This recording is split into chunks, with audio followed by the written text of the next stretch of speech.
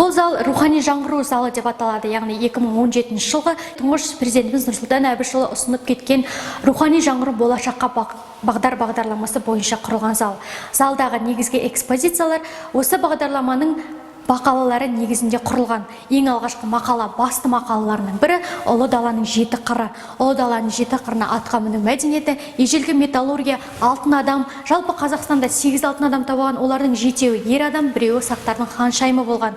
Аңдық стильде осы жеті қырға кіреді. Балбалтас, Ұлы жібек жолы, Алматы порты, Алматы қызғалдағы да осы Ұлы даланың жеті қырына кіреді. Келесі кезекте тағы бір мақалаларының бірі 4-ші өнеркәсіптік революция. Алдымыздағы тұрған экспозицияда Қарағанды қаламыздағы, облысымызда орналасқан жетілген, дамыған өнеркәсіптердің суреттерін және де өнеркәсіп өнімдерін көрсеңіздер болады. Келесі кезекте басты мақалалардың бірі болып табылатын Қазақстанның киелі жерлерінің географиясы, яғни киелі жерлерге бізде мешіттер, кесенелер, қорымдар, қалашықтар жатқызылады. Жалпы республика бойынша 63 киелі нысан бар. Олардың 23-і біздің Қарағанды облысында орналасқан. Олардың қатарына Бұланты шайқасына арналған ескерткіш кіреді.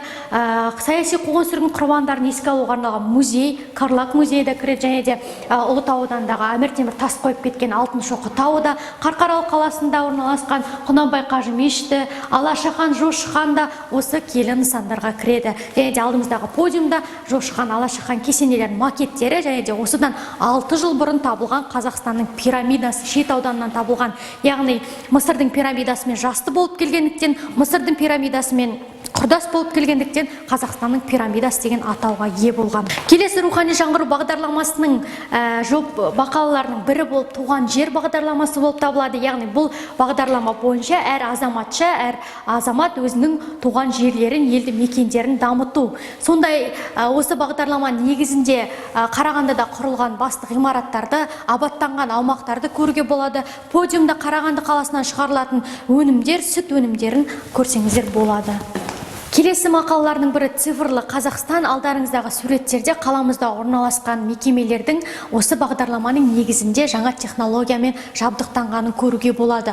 Олардың бірі емханалар, халыққа қызмет көрсету орталықтары және де мектептер. Және де осы бағдарлама негізінде Қарағанды қаласында дамумент бағдарламасы шыққан болатын. Яғни бұл дамумент бағдарламасының негізінде қарапайым халық үйде отырып дәрігердің жаңағы консультациясына жазылып қандарының сараптамасын осы дамумент бағдарламасы арқылы ала алатын болды. Келесі рухани жаңғыру бағдарламаларының бірі Қазақстанның жаңа есімі.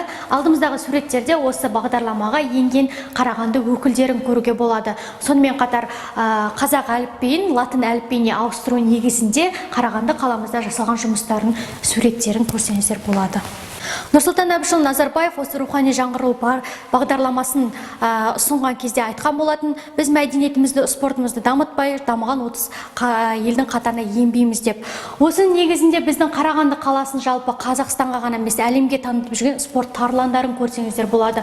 Олардың бірі Геннадий Головкин, Серік Сәпиев 2012 жылғы Лондон олимпиадасының бокстан алтын жүлдегері, Ержан Шынкеев 2018 жылғы Қазақстан барысы, Эльмира Ысқақова 2016 жылғы Рио-де-Жанейро олимпиадасының қола жүлдегері. Сонымен қатар Шахтер футбол клубы, Сарыарқа хоккей клубын көрсеңіздер болады. Сонымен бірге қаламызда орналасқан спорттық кешендер, Шахтер футбол клуб командасының